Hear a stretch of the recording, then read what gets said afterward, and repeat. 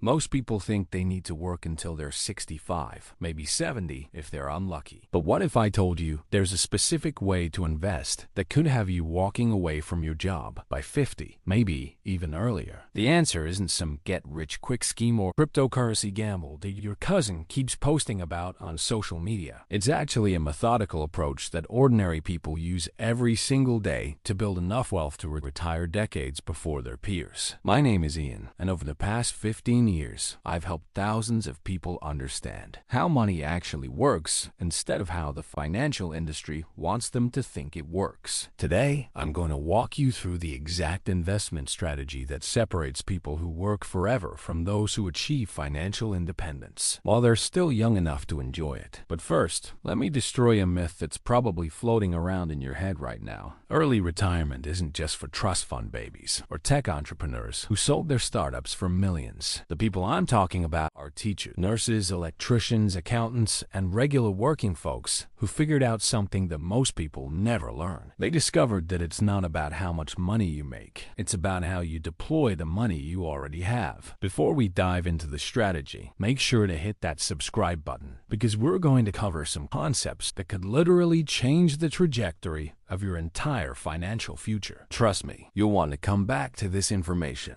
when you're ready to take action. Here's what most people get completely wrong about investing for early retirement. They think they need to take massive risks, pick individual stocks, or time the market perfectly to see the kind of returns that would allow them to stop working early. This couldn't be further from the truth. The strategy I'm about to share with you is actually more conservative and predictable than what most people do with their money. The foundation of this approach starts with understanding something called your savings rate. Not your income, not your net worth, not how much you have in your checking account right now. Your savings rate is the percentage of your income that you can consistently invest every single month without touching it for decades. This number is more important than any other financial metric you've ever heard of. Most financial advisors will tell you to save 10 or 15% of your income for retirement. That advice will have you working until you're 65, assuming everything goes perfect. But if you want to stop working by 50, you need to think completely differently. The people who achieve early retirement typically save between 50 and 70% of their income. I know that sounds impossible right now, but stick with me because I'm going to show you exactly how ordinary people make this work. The math behind early retirement is surprisingly simple. If you can live on 50% of your income and invest the other 50% consistently, you'll have enough money to maintain your lifestyle without working in roughly 17 years. If you can push that savings rate to 60%, you're looking at about 12 years. Get it to 70%, and you could be financially independent in less than a decade. But here's where it gets interesting. Achieving these savings rates isn't about making more money, although that certainly helps. It's about making intentional choices about how you spend the money you already earn. The people who retire early aren't necessarily the highest earners. They're the ones who figured out how to live well on less while systematically building wealth. Let me give you a real example. I know a couple, both teachers, who retired at 45 and 47 respectively. Their combined household income never exceeded $90,000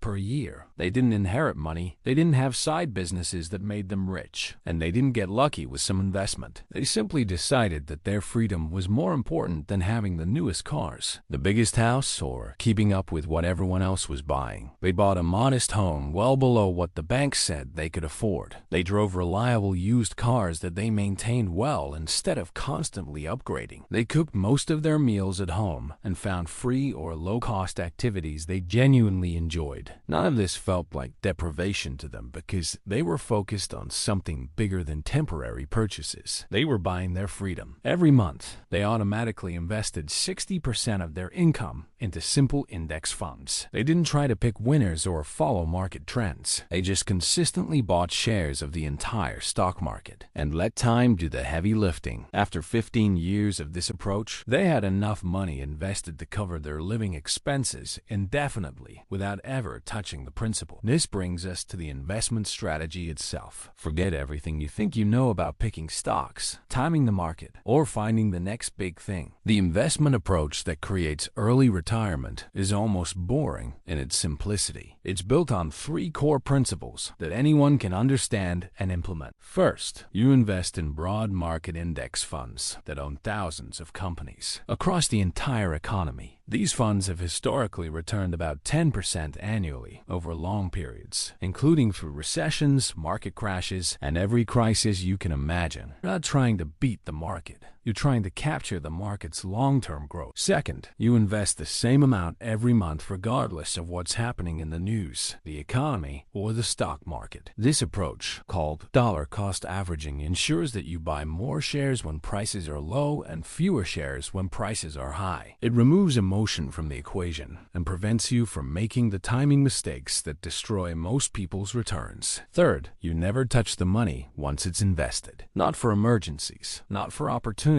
not for anything. This money has one job, which is to grow for decades until it's large enough to support your lifestyle without you having to work. Every time you withdraw money from your investments, you're stealing from your future self. The power of this approach comes from something called compound interest, but most people don't truly understand how profound this concept becomes over long time periods. When you invest money and earn returns, those returns start earning their own returns. Over time, this compounding effect becomes absolutely ridiculous. Let's say you invest $3,000 every month starting at age 25. Assuming a 7% annual return after inflation, you'll have about $1.8 million by age 50. That might not sound like enough to retire on, but remember, you've been living on much less than your full income for 25 years. If you can live comfortably on $4,000 per month, that $1.8 million will support that lifestyle indefinitely using a 4% withdrawal rate. But here's where the math gets even more interesting. The earlier you start, the less you actually need to save each month to reach the same goal. Start at 30 instead of 25, and you'll need to invest about $4,000 monthly to hit that same target. Wait until 35, and you're looking at nearly $6,000 per month. Time is your most powerful asset when building wealth, and you can never get it back once it's gone. The biggest obstacle people face isn't understanding the strategy or even implementing it. It's maintaining the discipline to stick with it year after year, especially when life gets expensive or the market goes through rough patches. This is where most people fail, and it's why so few achieve early retirement despite the math. Human nature works against long-term thinking. We want immediate gratification. We compare ourselves to others, and we convince ourselves that we deserve nice things now instead of delayed gratification later. The people who break free from this cycle develop systems and mindsets that make the right choices automatic. Rather than relying on willpower alone, they automate their investments so money moves from their paycheck to their investment accounts before they even see it. They create budgets that prioritize investing first and spending second. Most importantly, they surround themselves with people who support their goals rather than constantly pressuring them to spend money on things that don't matter. The lifestyle design aspect of this strategy is where things get really interesting. When you know you're working toward financial independence, every spending decision becomes a question of what you value more. That expensive coffee habit might cost you $200 per month, but when you think about it in terms of invested money, that $200 could become $2,400 annually in your investment account. Over 25 years, that money could grow to over $150,000. Suddenly, that daily coffee purchase isn't just costing you $5. It's potentially costing you $150,000 in future wealth. This perspective shift changes everything about how you evaluate purchases. This doesn't mean you can never spend money on things you enjoy. It means you become intentional about every dollar instead of mindlessly consuming. Maybe you decide that coffee is worth it to you, but eating out 5 times per week isn't. Maybe you love traveling, so you prioritize that over having a fancy car. The key is making conscious choices rather than defaulting to whatever everyone else is doing. Geographic arbitrage becomes another powerful tool in this strategy. If you're building wealth for early retirement, you don't necessarily need to live in the most expensive city possible. Moving to an area with a lower cost of living can dramatically increase your savings rate without sacrificing your quality of life. A couple making $100,000 in San Francisco might struggle to save anything. That same couple making $80,000 in a smaller city might be able to save $50,000 per year. Remote work has made this approach even more accessible. If you can maintain your current income while reducing your living expenses, you've essentially given yourself a massive pay raise that goes directly toward your financial independence goal. Some people take this concept even further and move to countries with favorable exchange rates, making their dollar stretch significantly further.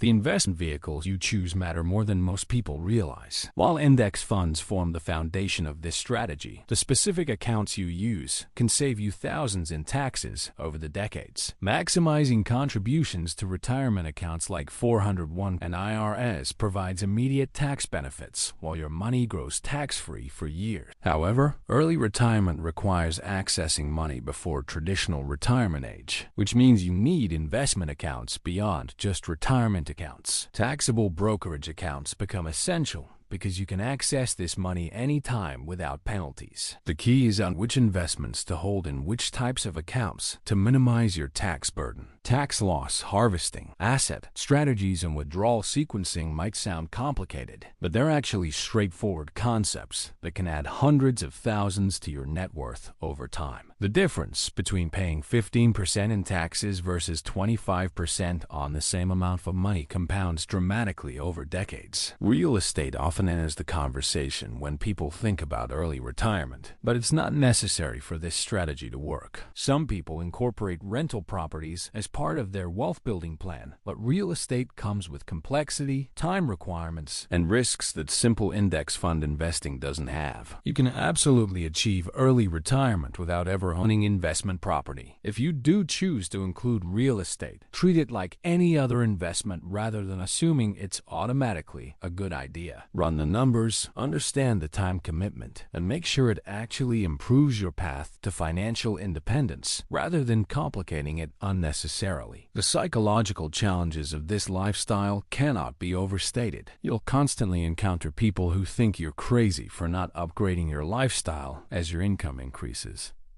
Family members might question why you drive an older car when you could afford something newer. Friends might not understand why you can't join them for expensive vacations or nights out. This social pressure causes many people to abandon their early retirement plans before they see results. Building a support network of like-minded people becomes crucial for staying on track. Online communities, local meets, and even books about financial independence can provide the encouragement you need when everyone around you is telling you to live for today. The identity shift required for this approach runs deeper than most people expect. You're essentially choosing to live like someone who makes less money than you actually do. This requires developing an internal scorecard rather than comparing yourself to external markers of success. Your net worth becomes more important than your car. Your savings rate becomes more meaningful than your job title. This shift in perspective often leads to unexpected benefits beyond just the financial ones. Many people report feeling less stressed about money because they're not constantly stretching to afford their lifestyle. They develop stronger relationships because they focus on experiences and connections rather than material possessions. They gain clarity about what actually makes them happy versus what they thought was supposed to make them happy. The timeline for achieving financial independence varies dramatically based on your starting point and savings rate, but the principles remain the same regardless of your situation. Someone starting at 35 with a 50% savings rate can still achieve financial independence by 50. Someone starting at 22 with a 70% savings rate might be done by 32. The beauty of this strategy is that it's scalable and adaptable to virtually any income level. High earners can reach financial independence faster, but even modest incomes can achieve the goal with enough time and discipline. The math works at $40,000 per year, just like it works at $200,000 per year. What separates people who actually achieve early retirement from those who just talk about it comes down to implementation and consistency. Reading about the strategy means nothing without action. Starting small and building momentum over time beats waiting for perfect conditions that never arrive. The biggest mistake people make when they first learn about this strategy is thinking they need to go from 0 to 60% savings rate overnight. That's like deciding to run a marathon. When you've been sitting on the couch for the past 5 years, you'll burn out, get frustrated, and convince yourself to hold whole thing is impossible. Instead, start with whatever feels manageable and build from there. Maybe that's 15% this month, 20% next month, and gradually working your way up over the course of a year. The goal isn't to be perfect immediately. The goal is to develop habits that become automatic over time. I've seen people get so excited about early retirement that they slash their spending to unsustainable levels, live miserably for 6 months, and then give up entirely. This approach backfires because it creates a negative association with saving money.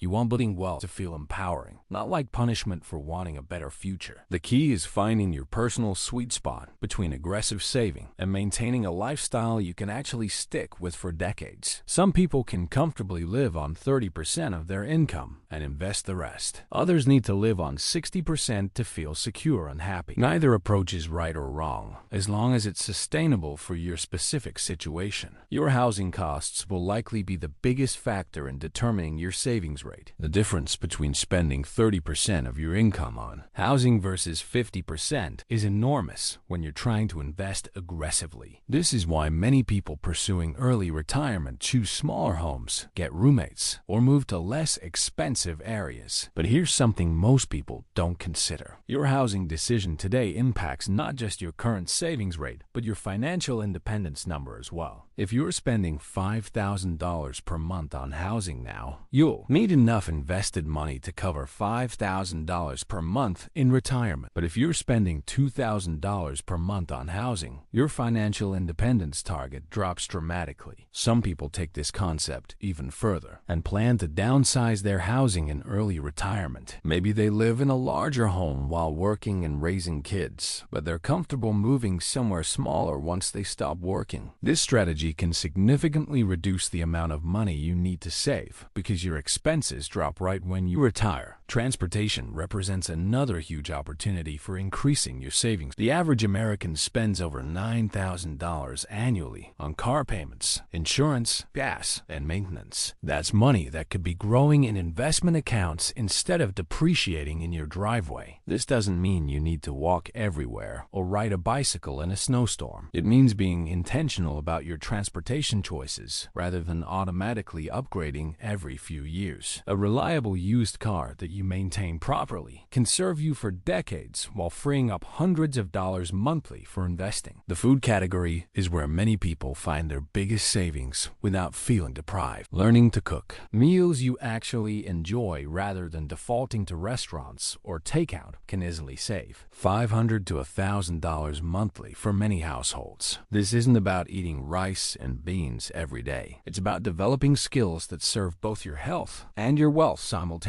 Meal planning, bulk cooking, and understanding basic nutrition can transform both your grocery budget and your quality of life. Many people discover they actually prefer home-cooked meals once they develop some confidence in the kitchen. The money saved becomes a bonus on better health and more family time around the dinner table. The subscription economy has created a new category of expenses that can quietly drain your savings rate without providing much value. Monthly subscriptions for streaming services, apps, gym memberships, and various other services can easily add up to several $100s per month. Most people have no idea how much they're spending on subscriptions because the individual amounts seem small. Conducting a subscription audit every 6 months ensures you're only paying for services you actually use and value. Canceling subscriptions you've forgotten about or don't need can free up money for investing without changing your lifestyle at all. Healthcare costs deserve special attention when planning for early retirement because you'll need to provide your own health insurance. Once you leave employer-sponsored plans, this expense can be significant, but it's manageable with proper planning. Many early retirees use health sharing plans, short-term insurance, or marketplace plans to bridge the gap until they're eligible for Medicare. The key is factoring these costs into your financial independence calculations rather than being surprised by them later.